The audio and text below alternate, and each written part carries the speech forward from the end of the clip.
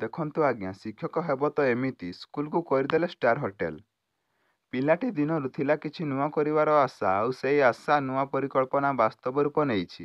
ଆପଣ ଭାବୁଥିବେ କୌଣସି ହୋଟେଲ କି କୌଣସି ବଡ଼ ବଡ଼ିଆ ଲୋକଙ୍କ ଘର ହୋଇଥିବ ନିଶ୍ଚୟ, କିନ୍ତୁ ଜଣେ ଶିକ୍ଷକଙ୍କ ସ୍ୱପ୍ନ ଥିଲା, ଆଉ ସେଇ ସ୍ୱପ୍ନ ଆଜି ଯେମିତି ସୁନେଲି ସକାଳରେ ପରିଣତ ହୋଇଛି।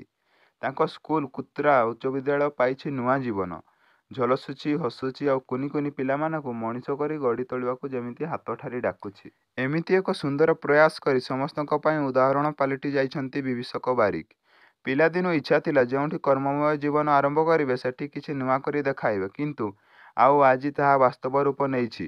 ପୂର୍ବରୁ ଖପର ଘରେ ପିଲାମାନେ ପାଠ ପଢ଼ୁଥିଲେ, କିନ୍ତୁ ହେଲେ ଶିକ୍ଷକ ବିଭୀଷକ ବାରିକ ଉଦ୍ୟମ ସ୍କୁଲ ନୂଆ ଜୀବନ ପାଇଛି। ସ୍କୁଲକୁ ନୂଆ ରୂପ ଦେବାକୁ ପ୍ରଥମେ ଏଠିକାର ପଢ଼ୁଥିବା ପୁରାତନ ଛାତ୍ର ଓ ଗ୍ରାମବାସୀଙ୍କ ସାହାଯ୍ୟ ନେଇଥିଲେ ବାରିକ ସାର୍, ଯାହାଫଳରେ ଏହି ସ୍କୁଲ ଏବେ ନୂଆ ରୂପ ନେବା ସହ ପିଲାମାନଙ୍କ ଭବିଷ୍ୟତ ଗଢ଼ି ଚାଲିଛି। ଏହି ଉଚ୍ଚ ବିଦ୍ୟାଳୟରେ 8ମରୁ 10ମ ଯାଏଁ ମୋଟ 750ରୁ ଅଧିକ ପିଲା ପାଠ ପଢ଼ନ୍ତି।